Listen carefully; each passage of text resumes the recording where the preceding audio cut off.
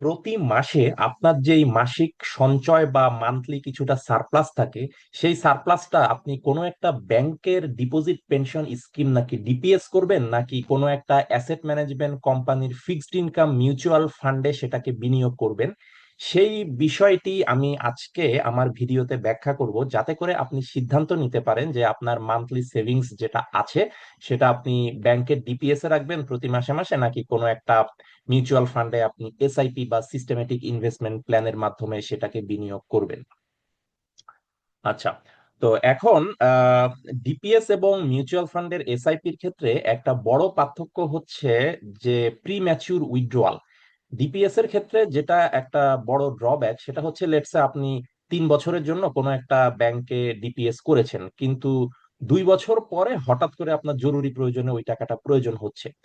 তো তখন যেটা হচ্ছে যে আপনি 2 বছর পরে ওই ডিপিএসটা ভাঙাতে পারবেন, কিন্তু যেহেতু আপনি ফুল যেই ম্যাচুরিটি পিরিয়ড বা লক ইন পিরিয়ড 3 বছর পর্যন্ত এটাকে ধরে রাখেননি, তখন ব্যাংক কিন্তু আপনাকে একটা পেনাল্টি করবে, বা যেই পরিমাণ ইন্টারেস্ট আপনাকে দেওয়ার কথা সেখান থেকে কম দিবে, বা লেটস সে সেভিংস রেটের যেটা সঞ্চয় হিসেবের যে ইন্টারেস্ট রেট সেই অনুযায়ী আপনাকে দিয়ে ছেড়ে দিবে।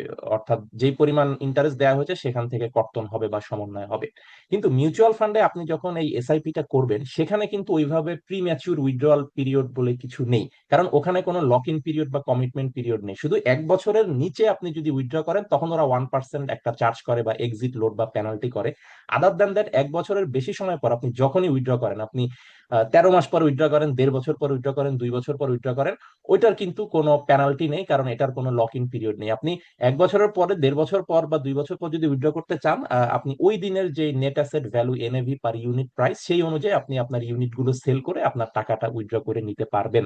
তো কাজেই এই লক ইন পিরিয়ড বা প্রি ম্যাচিউর উইথড্রয়াল একটা বড় বেনিফিট মিউচুয়াল ফান্ডের এসআইপির ক্ষেত্রে কম্পেয়ার টু ডিপিএস, কারণ ডিপিএস এ আপনি 3 বছরের কমিটমেন্ট পিরিয়ডে গেলে, এর আগে জরুরি প্রয়োজনে উইথড্র করতে গেলে আপনাকে পেনাল্টি করছে বা ইন্টারেস্ট রেট যেটা দেওয়ার কথা সেখান থেকে কম দিচ্ছে ব্যাংক। কিন্তু মিউচুয়াল ফান্ডে যেহেতু এরকম লক ইন পিরিয়ড বলে কিছু নেই, after 12 months any time you can withdraw, কোনো পেনাল্টি হবে না, কোনো চার্জ হবে না, ওই দিনের যে ইউনিট প্রাইস সেই রেটে আপনি আপনার ইউনিট সারেন্ডার করে পুরো টাকাটাই উইথড্র করে নিয়ে যেতে পারছেন। তো সেই হিসেবে আমি বলবো, আপনি যদি লং টার্ম ফ্লেক্সিবিলিটি বা সেফটি বা প্রিম্যাচিউর উইথড্রয়াল যে কোনো সময় প্রয়োজন হতে পারে, এখন আপনি 3 বছরের জন্য করছেন, এখন হয়তো কোনো ইমার্জেন্সি সিচুয়েশন নেই, বাট 3 বছরের মধ্যে যে কোনো সময়, আজ থেকে 1.5 বছর পর, 2 বছর পর হঠাৎ কোনো একটা জরুরি প্রয়োজনে আপনার ওই টাকাটা লাগতেই পারে, টাকাটা প্রিম্যাচিউর ভাঙানো লাগতেই পারে।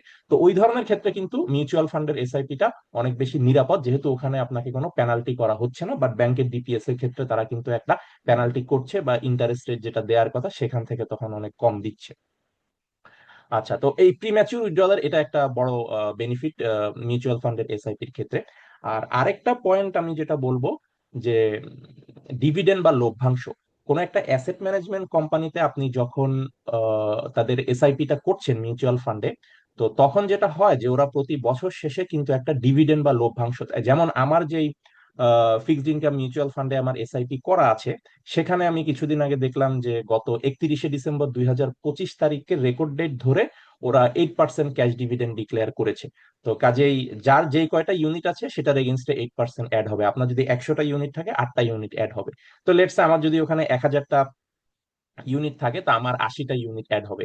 তো 80টা ইউনিট মানে কত টাকা, মানে হচ্ছে ধরেন ওই দিনের ইউনিট প্রাইস যদি 11 টাকা হয়, 80কে আপনি 11 দিয়ে গুণ করলে 880 টাকা হচ্ছে। এই 880 টাকাটা আমার অ্যাড হয়ে যাচ্ছে। এখন আমার যেহেতু 1 বছরেরও বেশি হয়ে গিয়েছে ওখানকার এসআইপি, আমি চাইলে যে কোনো সময় ওই 880 টাকা সহ বা যা যা ইউনিট আছে সবগুলো সহই আমি যে কোনো সময় ওই টাকাটা উইথড্র করে নিতে পারি, যেহেতু এখানে কোনো বাইন্ডিং পিরিয়ড বা কমিটমেন্ট পিরিয়ড নেই। কিন্তু ডিপিএস এর ক্ষেত্রে কিন্তু এই ধরনের কোনো সিস্টেম নেই, এখানে ডিভিডেন্ড বা লভ্যাংশ দেওয়ার মতো কোনো প্রভিশন নেই। কাজে আপনার যেটা হবে, মাসে মাসে আপনি সেভ করতে থাকবেন বা ওখানে ডিপোজিট হবে, ওইটার সাথে ব্যাংক আপনার যে প্রিডিফাইন্ড যে ইন্টারেস্ট রেট সেটা যোগ করে দিবে। বাট এগেন প্রিমিয়াচুর উইথড্রয়ালের ক্ষেত্রে কিন্তু ইন্টারেস্ট রেটটা অবশ্যই কমে যাবে। আচ্ছা, এটা একটা পয়েন্ট। আর আরেকটা পয়েন্ট হচ্ছে যে আমরা যেটা বলে থাকি যে ফ্লেক্সিবিলিটি। মিউচুয়াল ফান্ডের ক্ষেত্রে একটা বড় বেনিফিট হচ্ছে যে এদের ফ্লেক্সিবিলিটিটা আছে, যে লেটসে আপনি হয়তো শুরু করেছেন প্রতি মাসে মাসে লেটসে 3000 টাকা দিয়ে, একটা ডিপিএস। তো ডিপিএস এর ক্ষেত্রে যেটা হয়, 3,000 টাকা দিলে তো 3 বছরের জন্য করলে এই 3 বছর বা 36 মাসে কিন্তু আপনাকে 3,000 টাকা করে দিয়ে যেতে যেতে হবে। কিন্তু মিউচুয়াল ফান্ডের ক্ষেত্রে আপনি লেটসে শুরু করেছেন 3,000 টাকা দিয়ে, কিন্তু লেটসে কোনো কারণে 1.5 বছর পর আপনার কাছে মনে হচ্ছে যে আমার এখন মাসের খরচ অনেক বেশি, বা ইনফ্লেশনের কারণে হয়তো আমার প্রতি মাসে মাসে 3,000 টাকা দেওয়াটা আমার জন্য খুব ডিফিকাল্ট হয়ে যাচ্ছে। তো তখন আপনি যেটা করতে পারেন, আপনি সেটাকে স্টপ করে দিতে পারেন। মিউচুয়াল ফান্ডে আপনার যে 3,000 টাকা করে ডেবিট হচ্ছে, চাইলে এটাকে আপাতত স্থগিত রাখতে পারেন, বা এটাকে আপনি চাইলে ফুললি স্টপ করে আপনি সাময়িক সময়ের জন্য এটাকে স্থগিত করতে পারেন, অথবা আপনি যেটা করতে পারেন, কমাতে পারেন, যে আপনি হয়তো 3,000 টাকা ডিফিকাল্ট হয়ে যাচ্ছে, ঠিক আছে আমি এখন থেকে 1,000 টাকা দিব। এটাও কিন্তু সম্ভব, যে আমি 3,000 টাকা আমার জন্য ডিফিকাল্ট হয়ে যাচ্ছে, মাসিক খরচ অনেক বেড়ে গিয়েছে, বাসা ভাড়া অনেক বেড়ে গিয়েছে, আমি 3,000 টাকাকে কমিয়ে 1,000 টাকা করবো। তখন আপনি আপনার অ্যাসেট ম্যানেজমেন্ট কোম্পানিকে জানিয়ে দিবেন আমার নেক্সট মাস থেকে যেন 3,000-এর পরিবর্তে 1,000 টাকা করে এসআইপিটা করা হয়। কিন্তু ডিপিএস এর ক্ষেত্রে কিন্তু এই সুযোগ নেই। আপনি 3,000 টাকা এবং 3 বছর মানে হচ্ছে ওই ফুল 3 বছর প্রতি মাসে মাসে 3,000 টাকা করে দিতে হবে। আপনার সামর্থ্য না থাকলেও আপনার এটা কমানোর কিন্তু সুযোগ নেই। তখন একটাই ওয়ে, এটা হচ্ছে প্রিম্যাচিউর উইথড্রল। আর প্রিম্যাচিউর উইথড্রল মানেই কিন্তু আপনাকে তখন ইন্টারেস্ট রেটটা কম দিচ্ছে বা একটা পেনাল্টি হচ্ছে। তো এটাও একটা বড় বেনিফিট, এই ফ্লেক্সিবিলিটিটা, যে কোনো কারণে যদি আর্থিক সামর্থ্য না থাকে, মাইন্ডসেট চেঞ্জ হয়ে আপনি স্থগিত রাখতে পারেন এসআইপিটা। লেটস সে 6 মাসের জন্য স্থগিত রাখবেন, সপ্তম মাস থেকে শুরু হবে, ফাইন। তো এক্ষেত্রে কিন্তু 1 বছরের যে এক্সিট লোড, এটার সাথে ওটার কোনো সম্পর্ক নেই। আপনি যদি উইথড্র না করেন, তাহলে আপনি লেটস সে 7 মাস আগে মিউচুয়াল ফান্ডের এসআইপি শুরু করেছেন, হঠাৎ আপনি বললেন আমি আগামী 6 মাস বন্ধ থাকবে, সপ্তম মাস থেকে শুরু হবে, কোনো সমস্যা নেই, ওটা জাস্ট স্থগিত থাকবে। আপনি যদি উইথড্র না করেন, ওখানে কোনো পেনাল্টি হচ্ছে না। আর ডিপিএস এর ক্ষেত্রে কিন্তু এই ধরনের কোনো সুযোগ নেই। আপনি যদি দিতে না পারেন, দেন আপনি ক্লোজ করে নিয়ে যান, পেনাল্টি সেখান থেকে কর্তন হবে। তো এই তিনটাই হচ্ছে বড় বেনিফিট ব্যাংকের ডিপিএস এর তুলনায় ফিক্সড ইনকাম মিউচুয়াল ফান্ডে এসআইপি করার। যে প্রথম যেটা, যে যেটা আমি বললাম, ফ্লেক্সিবিলিটির যে বিষয়টা, যে যে কোনো সময় আপনি সেটা স্থগিত করতে পারেন বা অ্যামাউন্ট বাড়াতে পারেন, কমাতে পারেন, যেটা ডিপিএস এর ক্ষেত্রে সম্ভব না। এরপরে যেটা বললাম, যে প্রিম্যাচিউর উইথড্রয়াল, যে কোনো কারণে জরুরি প্রয়োজন হলে ব্যাংক আপনাকে পেনাল্টি করবে, যেটা মিউচুয়াল ফান্ডে ওই পেনাল্টি নেই, আদার দেন 1 বছরের নিচের এক্সিট লোড। আর আরেকটা হচ্ছে আহ, যেটা, যে ডিভিডেন্ড, যেটা আমি বলেছি, যে অ্যাসেট ম্যানেজমেন্ট কোম্পানিগুলো তাদের ওই মিউচুয়াল ফান্ডের আয়ের উপর লভ্যাংশ দেয় তাদের এসআইপি বিনিয়োগকারীদের। কিন্তু ব্যাংকের ডিপিএস এ কিন্তু এই ধরনের কোনো লভ্যাংশের সুযোগ নেই, শুধু ইন্টারেস্ট রেটটাই যোগ হয়, যেটা মিউচুয়াল ফান্ডে অবশ্যই অ্যাড হতে থাকে।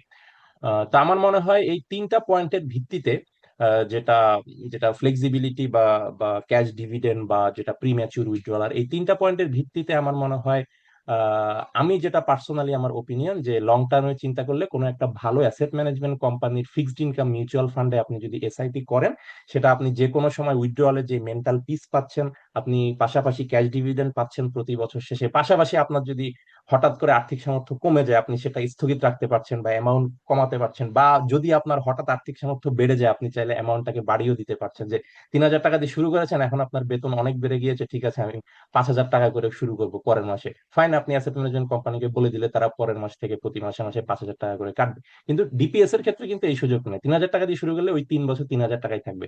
আপনার যদি 5,000 টাকা করতে চান, তাহলে এক্সট্রা 2,000 টাকার জন্য নতুন ডিপিএস, মানে নতুন লক ইন পিরিয়ড, সেটা আরো বেশি জটিল বিষয়, ওই দিকে যেতে হবে। তো সেই বিবেচনায় কিন্তু অবশ্যই কোনো একটা ভালো অ্যাসেট ম্যানেজমেন্ট কোম্পানির ফিক্সড ইনকাম মিউচুয়াল ফান্ডে এসআইপি করা মাচ মোর প্রফিটেবল বা লং টার্মে safe and flexible compare to কোনো একটা ব্যাংকের ডিপিএস করার চেয়ে। যদি কোনো কোশ্চেন থাকে, কোনো কমেন্ট বা ক্লারিফিকেশন থাকে, কমেন্টে জানান, আমি দ্রুততম সময়ের মধ্যেই আপনাদের সকল প্রশ্ন বা সকল কোয়ারির উত্তর আমি দিয়ে দিব। ধন্যবাদ আজকের মতো।